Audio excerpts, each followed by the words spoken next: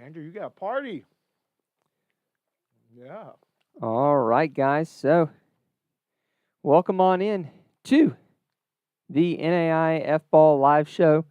Week 1, we made it through our first week of football, at least partial football.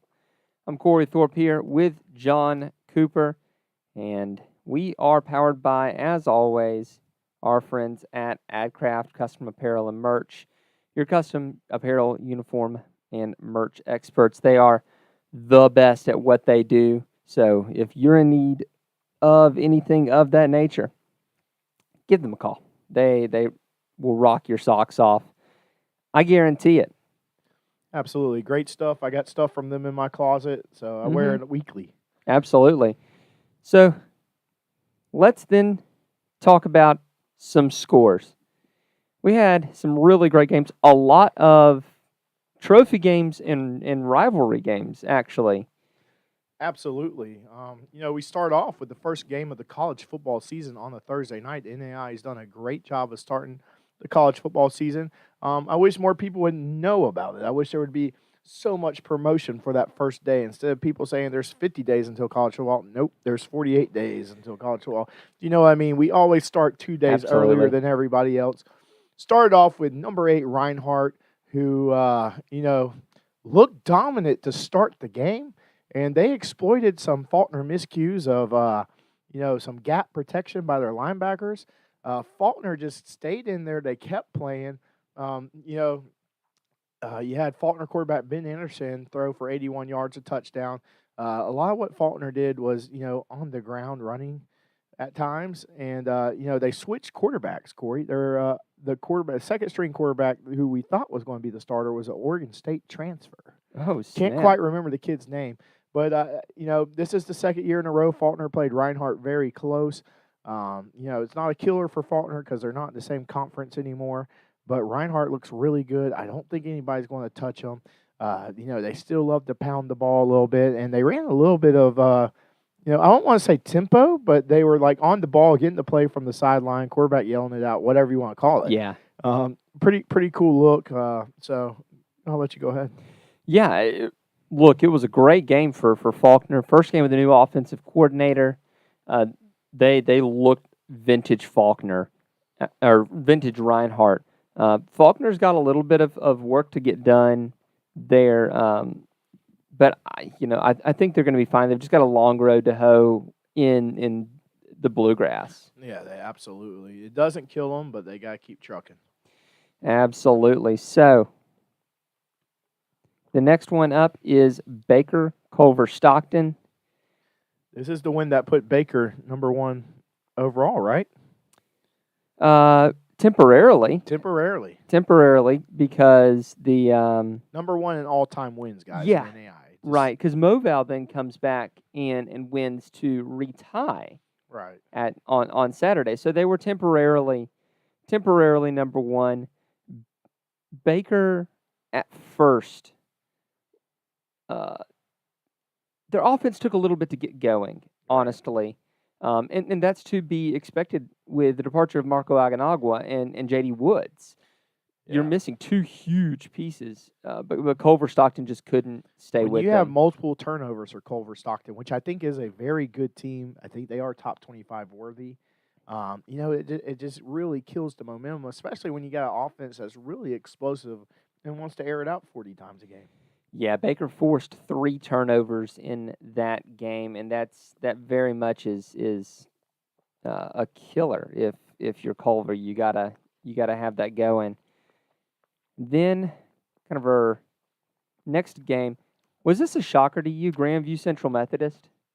It was not to me. CMU lost a lot of talent, including their quarterback, who was basically their offensive dynamo.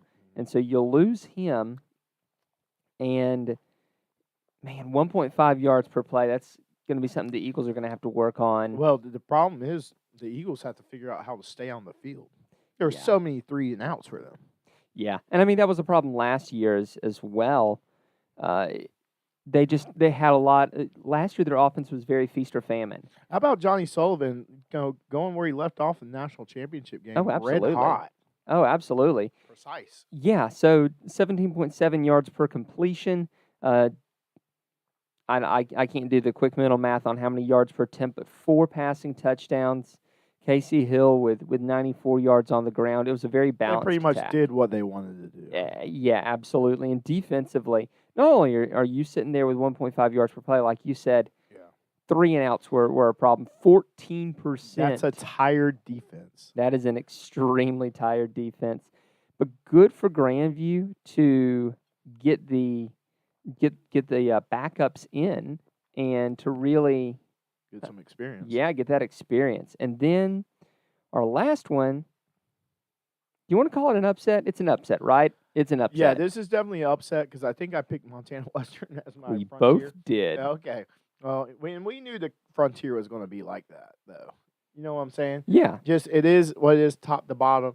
Montana Western's obviously not out because you got like a round robin at times for some teams. And, the Frontier top to bottom is one of the better conferences where anyone could beat anyone. Yeah, so Carroll did a really nice job in this game of being efficient. Montana Western holds the ball for 36 minutes of the game, but you still see Carroll winning by a score. Jack Pricka, 15 of 26 for 148 yards and a touchdown. John looked like John from last year, including 91 rushing yards. But yeah, with the 2 interceptions, when you hold the ball that long, you can't really have that kind of. And the one thing I didn't add in here is that's 91 rushing yards and a fumble on the last effective play of the game. He had rumbled about 40 yards downfield to put Montana Western in position. Well, no, not the last effective play of the game. The last play of the game. And then fumbles there to seal the victory for Carroll. And I hate it for John because he had pretty much taken the team on his back there. This was a really good defensive game, and Carroll just had the better defense. Absolutely. So, John, what would you do if I told you that I could get in 1 hour almost $50,000 for your football team? Last week we talked about 30. I'd ask if they want to hire me. For real though. For real though. Insane. $48,000 for Mount Marty raised in 1 hour. That's absolutely incredible. Y'all check in with our friends at Leading Edge Fundraising. There's no top 25 this tonight, just because it was week 0. But we do appreciate our friends at Leading Edge Fundraising, and if you're like John and you could stand $50,000 for your football team, let them know, and let them know that we sent you. That's a home and away new uniforms. Like the nicest of the nice. Home, away, maybe an alternative or two. Ooh, for your entire expensive. team. Yeah, uniforms. Man, I didn't realize that they were that expensive.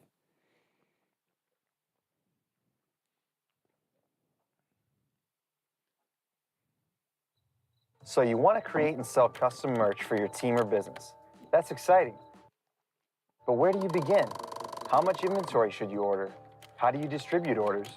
AdCraft has your answers. Streamline the way you offer custom merch by utilizing our risk-free web store service. We ship directly to each customer, and we have the fastest turnaround in the game. Raise funds for your team or get merch to your employees and patrons. Contact AdCraft today, and let's bring your merch to life.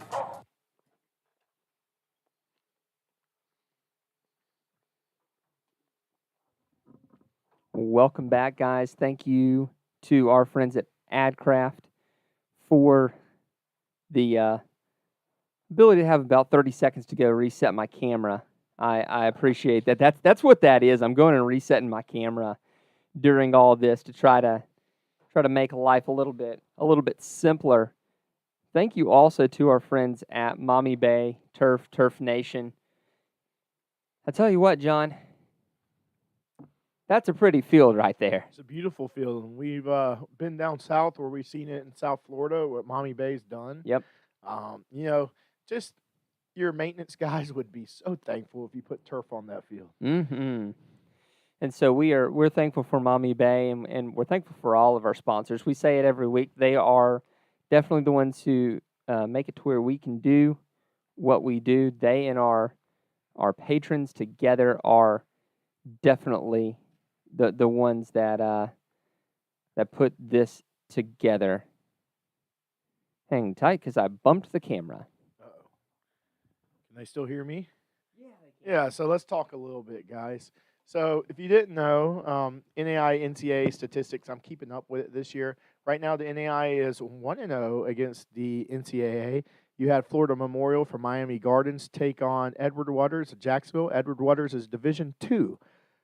Florida Memorial beat them 39-34. So that was the first game and the first win for NAIA over NCAA. We have several coming this week.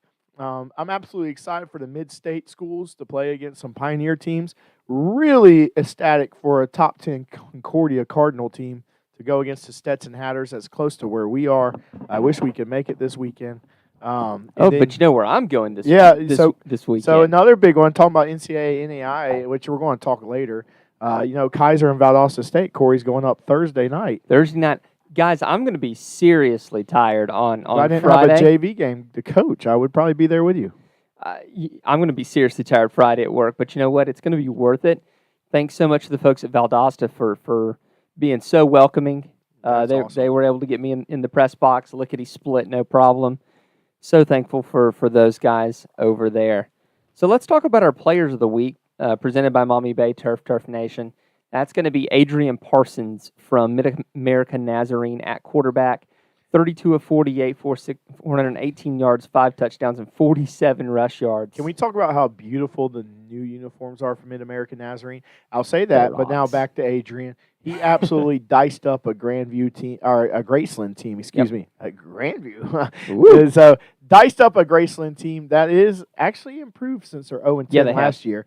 To be that fish, anytime you throw for 4 bills, you have the potential to make it up on our big board here. Absolutely. And also had some other guys that were in my short list were the running back from Roosevelt was in there, actually, and 2 wide receivers from the Mid-American Nazarene and Graceland game, one from each side, actually. So that was a high-powered game.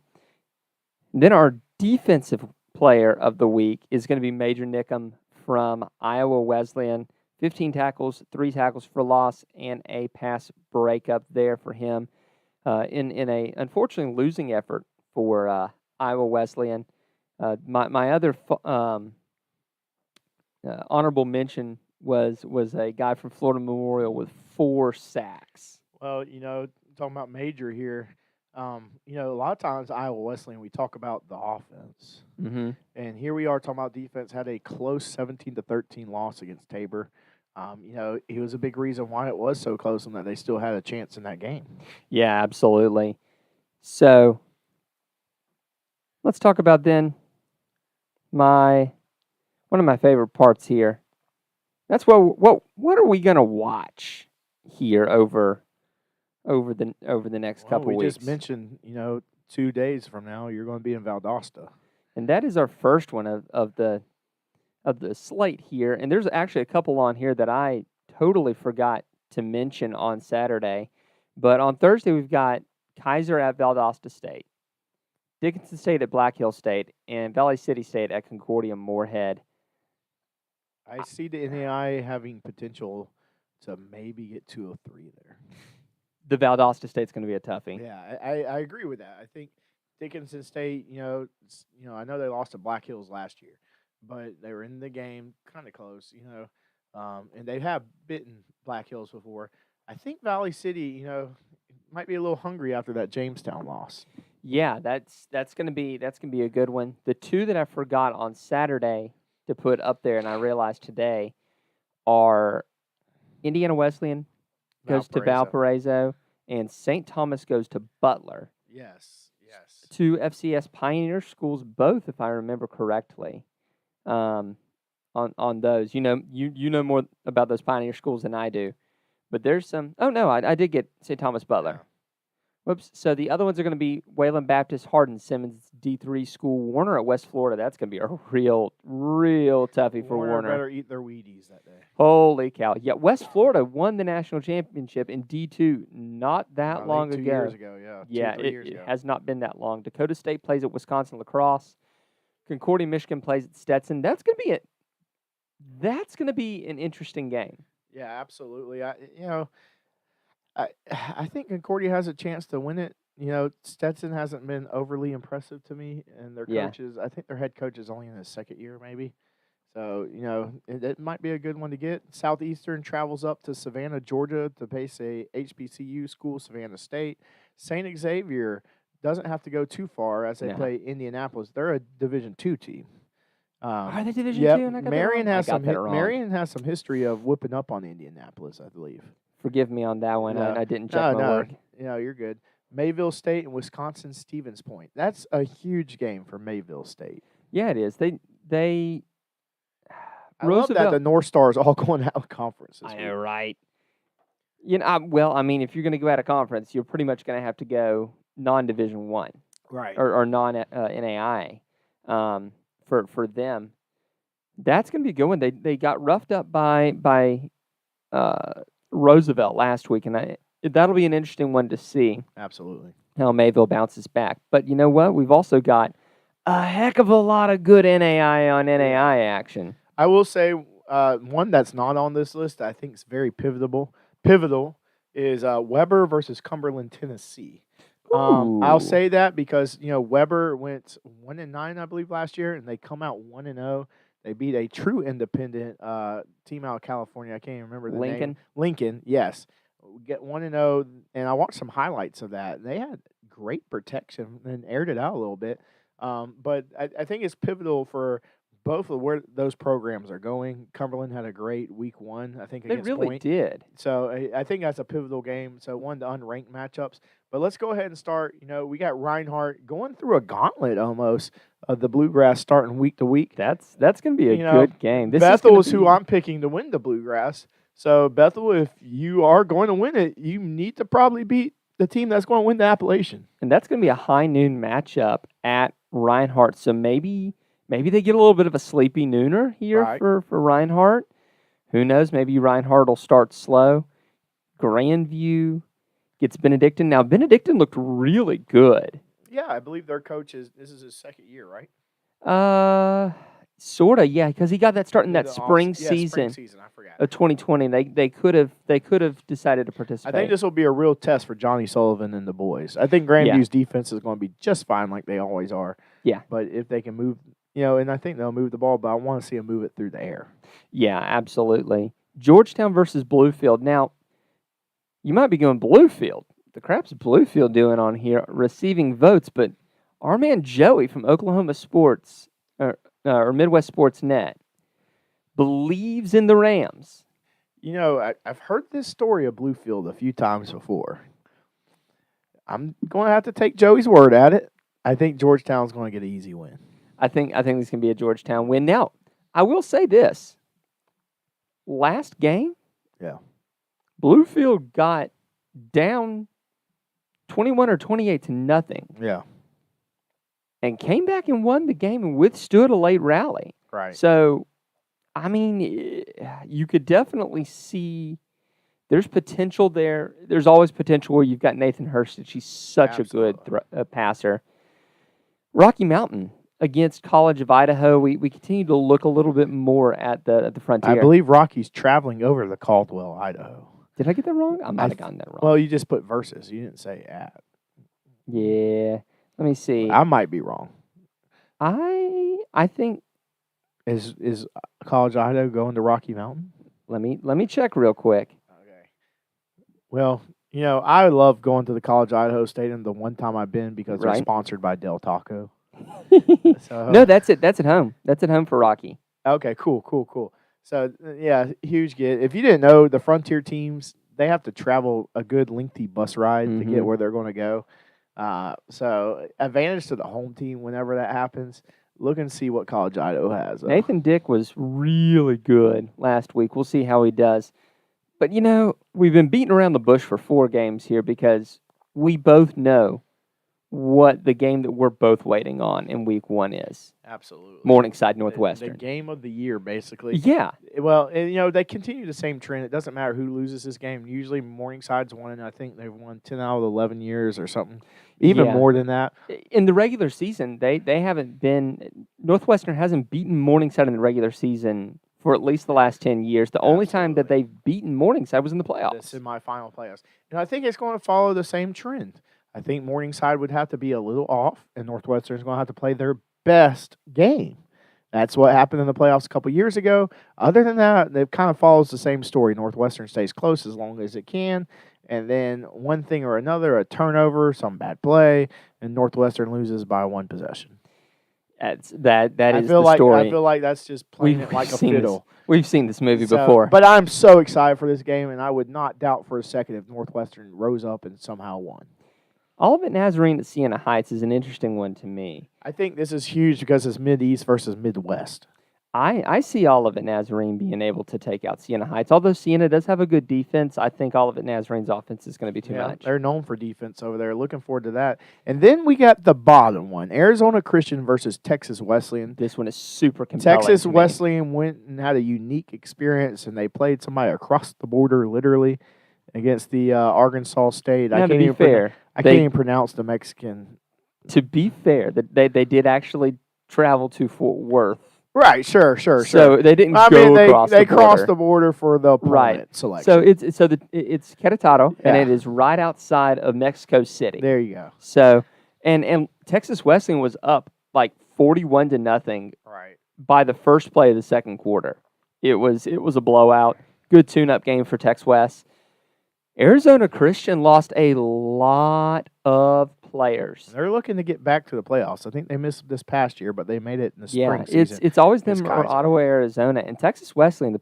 I'm going to say this every time because it's hilarious. We hear a lot from their fans. The ping pong champs of the world. There you go. Are looking to be the champs of everything, and so this is a great early matchup for Texas Wesleyan to really get in there and show who's running the Sooner. And it starts here. And now, my favorite part of this whole thing, reading through our patrons. You want me to get it for you? Yeah, you get it. Okay. Thank you, DSU Cone, Danielle Quinn, Darren, Bob Boone, the GOAT, Roger Meyer, the best photographer we've ever seen, Jeremy Valuable, Shirley LaBella, Fred Christensen, Alex Garcia, the Helmet Man, Jerry Quiggle, Faulkner legend, Joey Odglin, Austin Steele, Cordell, Ace Wellen, Marty Siebolt, Justin Cobb, Dane, Nick Ryan, Hayden Ferringo, Jeff, Kyle Gregory, Tyler Pierce, Justin Hoffman, Coach Steve Speakman, Coach D67, Brian Shake, our guy from Bethel, Kansas, Lance Damon, Monte Mustang. I tell you, when that first touchdown, that Bethel scored, and then the Atlantis guy comes and just wrecks Lance Damon's son. I'm like going, oh no. Nah, they put it on Atlantis. They did. Now that's a non-countable game. Not everyone. We were telling people that for the last couple of weeks, but not everyone was aware that was a non-countable game. Atlantis is a non-countable opponent. But yeah, I saw that happen. I went, oh no, Lance. So thank you guys again. Sorry this was a day late. I was sick as a dog yesterday, and we'll see what tomorrow brings. But man, we have a crap ton of football. Absolutely. Week 1, week 0 was the appetizer you can't order more of. Week 1, you start getting your full course. So excited for it. Absolutely. So for John Cooper, I am Corey Thorpe, and we will see y'all on the Twitter timeline. Adios.